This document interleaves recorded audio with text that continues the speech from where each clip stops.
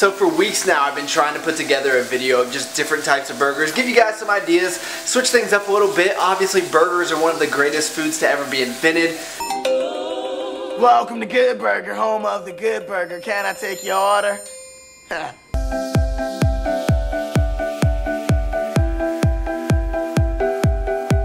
But for whatever reason, I just can't do it. I just keep getting too scatterbrained and forgetting or making other videos. But this video, that is the goal. And if it doesn't work out, then I apologize. Forget that I said anything. But we're going to start out with something a little different. And I am just not convinced. I'm not convinced that you should be putting a pineapple on top of a hamburger. But I see it all over the internet. People tell me to try it. So we'll see how this goes. You'll win somehow, so give up on the bottom, baby. It's hard, I know. If this is successful, I'm going to give a lot of credit to grilling the pineapple in some bacon grease. I feel like a sweet barbecue sauce would be pretty appropriate for this one. And we'll keep it very basic. We got the burger, we got some cheese, some nice bacon fried pineapple, and just a little bit of added bacon. We'll put a little bit more barbecue sauce on here and we will call this one a wrap. Alright, so it looks pretty good. Side of pineapple, felt that was pretty appropriate, right? But let's bite into this, let's see how it tastes.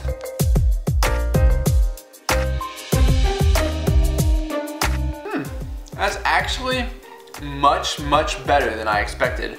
Especially with the barbecue sauce, it's a nice mix. Alright, well, I'm a believer. This is from me to you, stay true to who you are. Hey, oh, hey, you don't know me, man. When I be on stage, all you see is fame. So you scream my name, but you don't know me, man. Hey. I guess we could call this like the protein burger maybe? I don't know, you guys know that adding an egg to a burger is a great combination, so anytime you add 2 burgers and 2 eggs, it's gotta get better. Want me to rap on every single cut, but I nip and tuck myself in the cut. So yesterday's pineapple burger was like a different burger, you know, something you never had before. It was a nice change of pace. But this is almost just like, you know, the classic burger, the comfort food. I mean, I don't know, guys. I just love burgers. One good burger.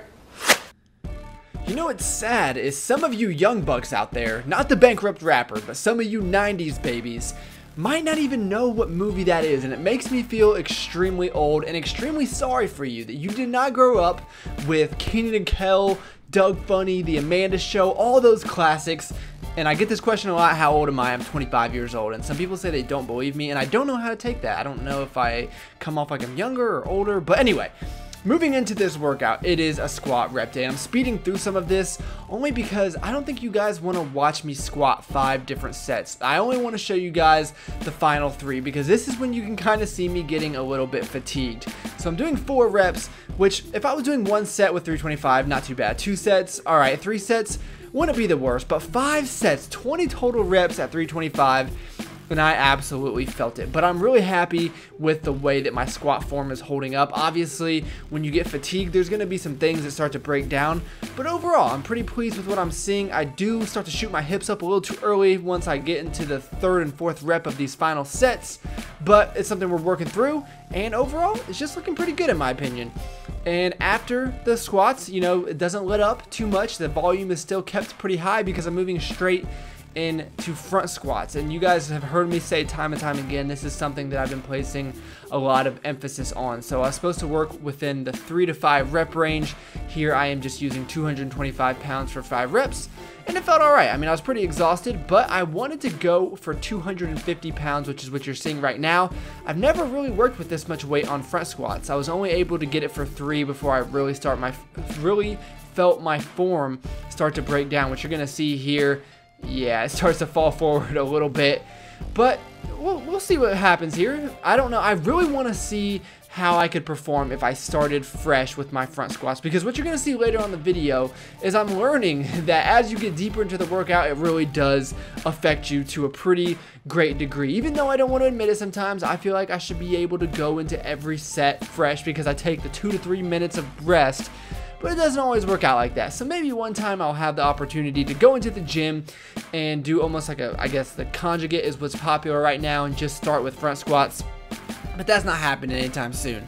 So the next workout was a bench speed day, and I'm going to move through this pretty quickly as well. I don't want to waste your guys' time. You guys have seen this workout a lot, and I don't really have any additional value added information to share with you. The only thing that I wanted to mention was that I'm using more weight. This is 200 pounds. I'm taking less rest in between my sets, and the reps appear to be moving a lot faster than they have in the previous session. So overall, I think the speed work is going well. A lot of that probably has to do with just getting comfortable with the movement, since I really never worked on it before. And then you'll see that I move into the closed grip bench press. And I specifically remember the last time I was programmed to do a power overhead press day that I decided to take it a little bit easy on the closed grip bench, because there's going to be that trade-off there. If you go all out on the closed grip bench press, you're probably going to tax your triceps and won't perform as well as you could on the overhead press. Well, on this day, I did not decide to do that, and I used 225 pounds here, and that's pretty good working weight for me. I mean, I definitely felt it by the last few reps. So, needless to say, the overhead press did not go as well as I would have liked it to. I warmed up with 135 pounds, and it felt heavy, but I wasn't too concerned because overhead press always feels heavy. So I wanted to use 165 pounds for 3 reps, since the last time I used 160 pounds. And I don't know if you guys remember, probably not, because you don't watch my workout footage. I don't blame you. But it was a grind, but we got it up there, and here I could tell that that second rep was just not going to go. So I regrouped myself, and I was like, no, you are going to get this 165 pounds for 3 reps. You got to get it. You just got to grind through it. And, well, yeah. Let's show you how it really feels to grind through the reps.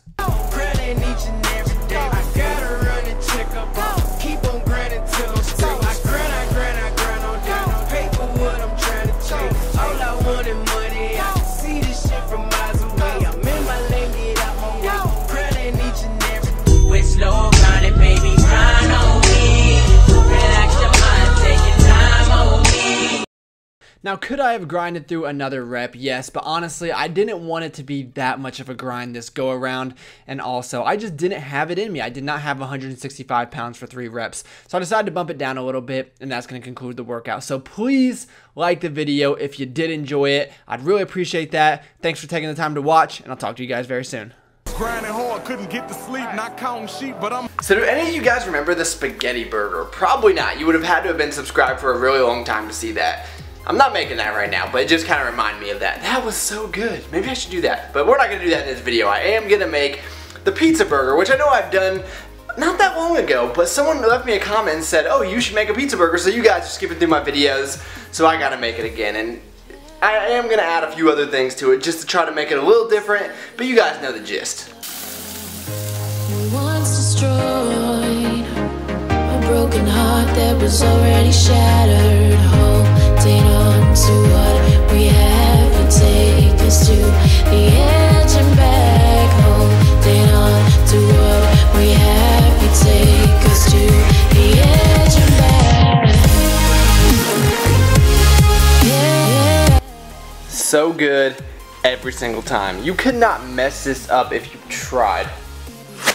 Alright, last one for the video here, guys, and I'm gonna call this one the Poverty Pepper Burger, because outside of the hummus and cheese, everything else is gonna have basically no caloric value. Very little. It's gonna be immaterial, so I'm just gonna put some red pepper, some banana pepper, as well as some jalapenos, and that's it. It's hard, I know. Let the music take over, baby. I know your doubts, but it's wide open ocean, baby. Let sun pour down. We can dance in the light, oh baby. Heartbreaker, dream maker, like. Alright, well, I hope you guys got some ideas out of this video. I think the big takeaway point is that you can put anything on top of a burger and it's gonna turn out well. I'm yet to fail with any of these combinations. It's not like I'm looking through recipes and putting these things together, obviously. So hopefully you guys enjoyed it. If you did, please give the video a like. That really helps me out a lot. Thank you for taking the time out of your day to watch this video, and I'll talk to you guys next time.